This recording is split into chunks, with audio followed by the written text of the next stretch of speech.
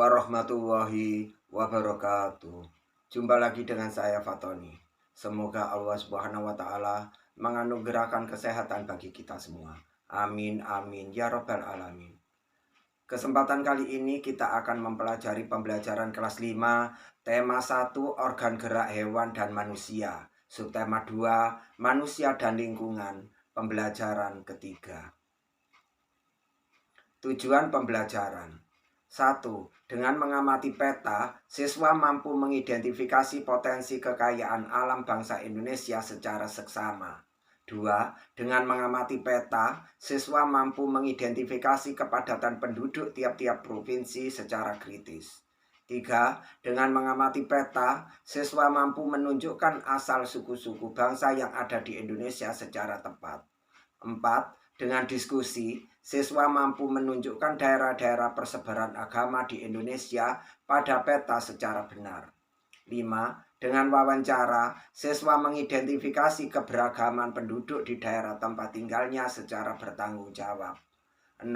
Dengan membaca dan menulis, siswa menentukan ide pokok dari bacaan secara tepat. Ayo mengamati. Amatilah peta persebaran kepadatan penduduk di Indonesia berikut. Kepadatan penduduk Indonesia menurut provinsi tahun 2010. Perhatikan peta di Indonesia ini. Pulau Sumatera ini terdapat 2 warna, yaitu warna kuning dan warna hijau.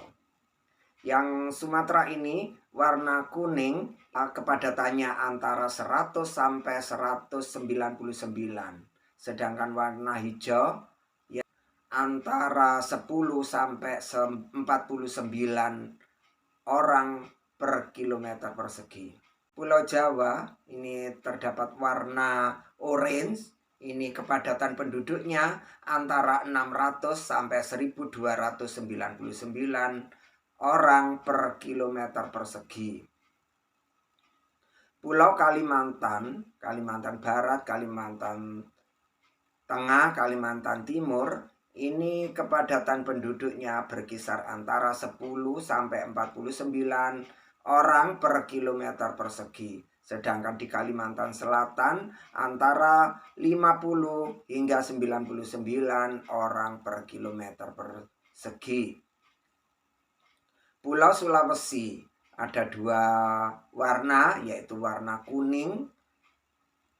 Ini kepadatan penduduknya di Sulawesi yang berwarna kuning itu yaitu antara 100 hingga 199 orang per kilometer, sedangkan warna hijau antara 10 hingga 49 orang per kilometer persegi. Pulau Bali 600 sampai 1299 orang per kilometer persegi. Nusa Tenggara Barat antara 200 hingga 509 orang per kilometer persegi. Nusa Tenggara Timur antara 50 hingga 99 orang per kilometer persegi. Papua Barat kurang dari 10 orang per kilometer persegi. Papua antara 10 hingga 49 orang per kilometer persegi. Selanjutnya, ayo mencoba. Berdasarkan peta tadi, jawablah pertanyaan-pertanyaan berikut. 1. Pulau manakah yang paling padat penduduknya? Ya, pulau terpadat penduduknya adalah Pulau Jawa. Ya, tadi yang berwarna orange, yaitu berkisar antara 600 hingga 1299 orang per kilometer persegi. Nomor 2. Pulau manakah yang paling sedikit penduduknya di Indonesia? Ya, pulau yang paling sedikit penduduknya adalah Pulau Papua. Berapakah jumlah kepadatan penduduk Provinsi Lampung? Nomor 3 ya. Jumlah kepadatan penduduk Provinsi Lampung antara 50 hingga 100 orang per kilometer persegi. 4. Berapakah jumlah kepadatan penduduk Provinsi Papua Barat? Ya, Provinsi Papua Barat adalah kurang dari 10 orang per kilometer persegi. Yang kelima, berapakah jumlah kepadatan penduduk provinsi tempat tinggalmu? Jadi kalian tinggal di mana? Dilihat tadi di peta tadi warnanya apa, hingga bisa diketahui kepadatan penduduk per kilometer persegi. Selanjutnya, ayo mengamati. Wilayah Indonesia yang sangat luas dan berupa kepulauan telah mengakibatkan keberagaman penduduknya. Salah satunya adalah keberagaman suku. Amatilah peta persebaran suku-suku bangsa yang ada di Indonesia. Ya, ini adalah peta persebaran suku-suku bangsa yang ada di Indonesia. Ini ada warna-warninya yang menunjukkan suku bangsa tertentu. Nah, ini menyebar di seluruh wilayah Indonesia dari Sabang hingga Merauke.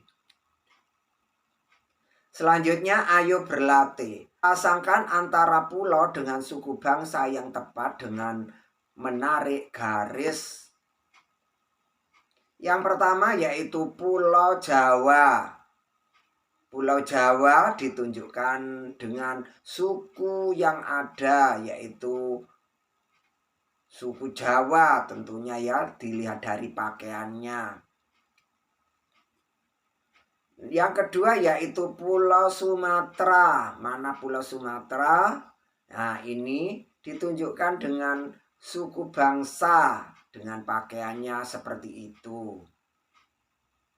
Lanjutnya Pulau Kalimantan, ya Kalimantan dengan menunjuk suku bangsa yang seperti itu. Lanjutnya anak panah selanjutnya antara Pulau Sulawesi. Pulau Sulawesi terdapat suku bangsa dengan corak pakaian seperti itu. Lanjutnya Pulau Papua. Ya, Papua. Ini ditunjukkan dengan suku bangsa yang terdapat pada gambar itu. Nusa Tenggara Timur. Ya, ditunjukkan anak panah dengan gambar suku bangsa seperti itu. Lanjutnya Kepulauan Maluku. Ya, panahnya menunjuk ke arah corak suku bangsa yang menggambarkan suku bangsa. Selanjutnya Pulau Bali. Pulau Bali, ya suku Bali. Ini ditunjukkan anak panah yang mengarah kepada pakaian suku Bali. Orang yang berpakaian dari suku Bali. Lanjutnya kegiatannya yaitu ayo berdiskusi. Selain keberagaman suku bangsa, Indonesia juga dianugerahi keberagaman agama. Saat ini ada 6 agama yang diakui oleh pemerintah untuk dianut oleh masyarakat, yakni Islam, Kristen, Katolik, Buddha, Hindu, dan Konghucu. Adapun Islam menjadi agama dengan jumlah penduduk terbesar di Indonesia. Coba diskusikan dengan temanmu daerah-daerah persebaran agama di Indonesia. Berilah tanda-tanda seperti berikut pada daerah-daerah di peta sesuai persebaran agamanya. Ya, ditandai dengan misalnya agama Islam dengan warna biru, Katolik, Kristen, Konghucu warna merah. Ya, dan Hindu warna ungu serta Buddha warna kuning. Ya, ini persebaran agama, 6 agama yang ada di Indonesia. Ya, agama Islam merupakan agama yang terbesar sehingga persebarannya banyak, hampir menyeluruh di Indonesia. Lanjutnya, ayo mengamati. Wah, beragam sekali ya penduduk Indonesia. Untuk mengetahui keberagaman kondisi penduduk Indonesia, bisa kamu mulai dengan mengamati lingkungan tempat tinggalmu. Kamu dapat mengetahui dengan melakukan wawancara dengan orang tua, perangkat RT atau RW, kepala desa, ataupun tokoh masyarakat. Lakukan wawancara dengan kelompok belajarmu. Sebelum memulai wawancara, lakukan dulu berbagai persiapan diantaranya. 1. Tentukan tempat dan waktu wawancara. 2. Tentukan korespondennya. 3. Tentukan tugas masing-masing anggota. 4. Siapkan peralatan. Dan 5. Susunlah pertanyaan-pertanyaan dengan baik. Lanjutnya, kegiatan ayo membaca. Bacaan ini berjudul Kerukunan Umat Beragama di Indonesia. Saya bacakan sebagian. Kerukunan umat beragama merupakan bentuk hubungan antar manusia dengan damai berkat adanya toleransi beragama. Toleransi beragama adalah suatu sikap saling mengerti dan menghargai tanpa adanya sikap membeda-bedakan dan mengecilkan umat agama lain. Kerukunan umat beragama sangat penting bagi bangsa Indonesia untuk mencapai kesejahteraan hidup. Seperti yang telah kita ketahui bahwa Indonesia memiliki keragaman yang begitu banyak. Salah satunya adalah agama. Meskipun mayoritas penduduk Indonesia memeluk agama Islam, namun ada beberapa agama lain yang juga dianut, yakni Buddha, Hindu, Kristen, Katolik, dan Konghucu.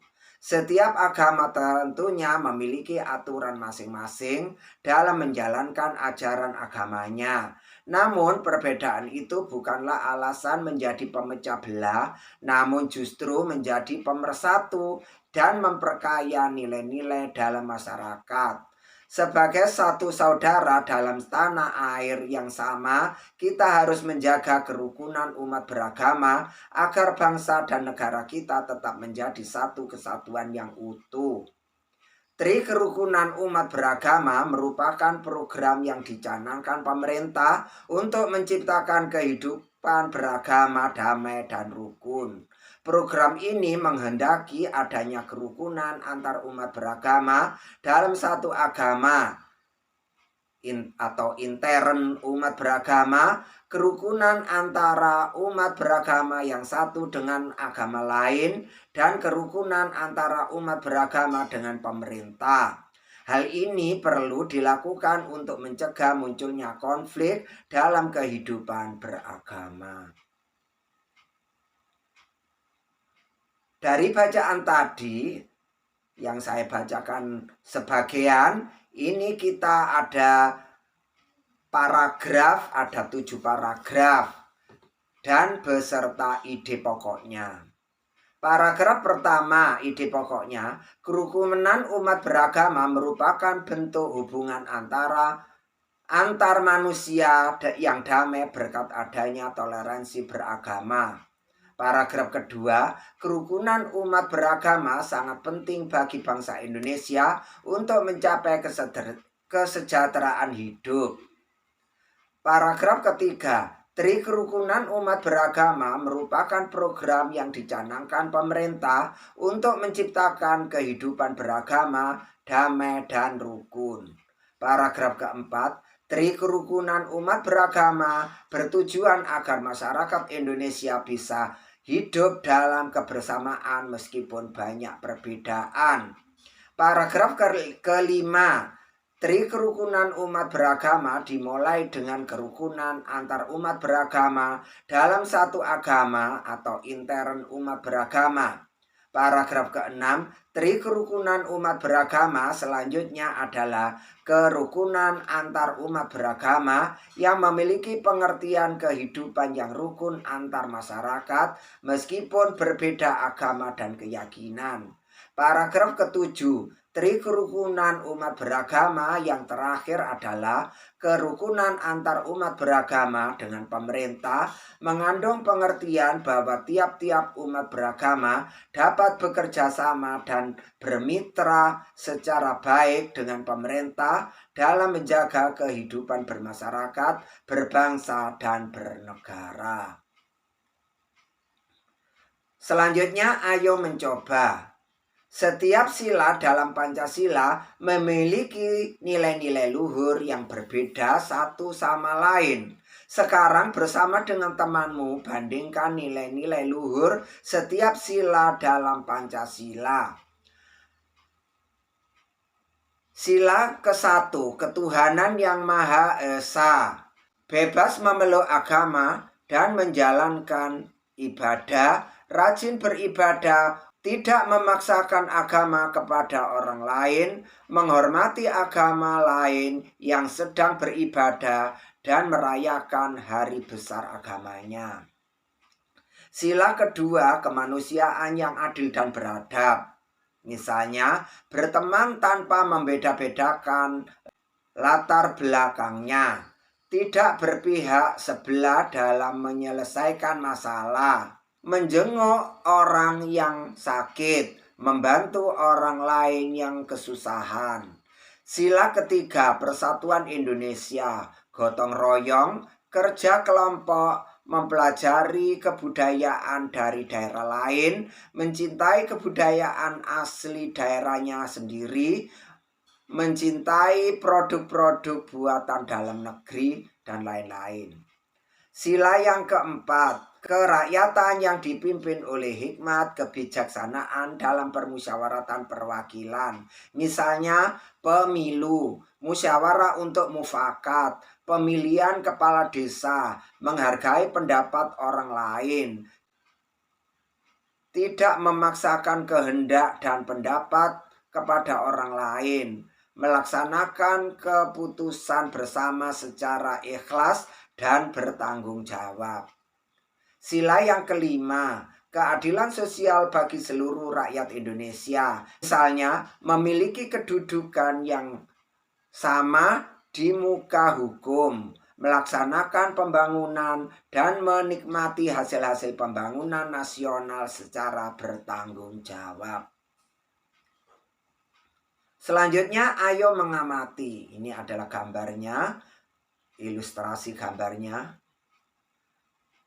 Ya, banyak faktor yang membuat bangsa Indonesia menjadi sebuah bangsa yang besar yang bisa disandingkan dengan bangsa-bangsa besar lainnya di dunia. Banyak faktor pula yang menjadikan kita semakin bangga menjadi warga negara Indonesia. Faktor-faktor tersebut antara lain sebagai berikut. 1. Nilai-nilai luhur yang hidup di tengah-tengah masyarakat. 2. Wilayahnya yang luas dan berupa kepulauan. 3. Letak geografis dan strategisnya. 4. Besarnya jumlah penduduk. 5. Beragamnya suku, agama, ras, dan golongan. 6. Beragamnya budaya, sosial, dan ekonomi. Keberagaman yang dimiliki oleh bangsa Indonesia tidak terlepas dari pengaruh luasnya wilayah Indonesia. Wilayah Indonesia berupa kepulauan yang terdiri atas pulau besar dan kecil, baik yang berpenghuni maupun yang tidak berpenghuni. Meskipun demikian, keberagaman itu bukanlah menjadi pemecah, tetapi justru menjadi pemersatu bangsa dengan berlandaskan Pancasila. Ayo renungkan. Dengan mempelajari kondisi kependudukan dan geografis alam Indonesia, kita makin bangga dan bersyukur menjadi warga negara Indonesia. Sudahkah kamu mencintai bangsamu? Tuliskan sikap dan perilakumu yang menunjukkan bahwa kamu cinta tanah air. Ya, misalnya, 1. Bertakwa dan berbuat baik kepada Tuhan. 2. Berbuat baik kepada orang lain. 3. Bangga sebagai bangsa Indonesia. 4. Menjaga nama baik bangsa Indonesia. 5. Menggunakan hak pilih dalam pemilu. 6. Menjunjung tinggi hukum dan pemerintahan. 7. Memberikan inspirasi yang membangun bangsa. 8. Menjaga fasilitas umum, dan lain-lain. Selanjutnya, kerjasama dengan orang tua. Mintalah pendapat orang tuamu mengenai perilaku-perilaku orang-orang di wilayah tempat tinggalmu. Adakah perilaku mereka yang tidak sesuai dengan nilai-nilai yang terkandung dalam Pancasila? Ada, misalnya tidak menghormati pendapat orang lain, dan lain-lain. Demikian pembelajaran kali ini. Sekian, terima kasih. Wassalamualaikum warahmatullahi wabarakatuh.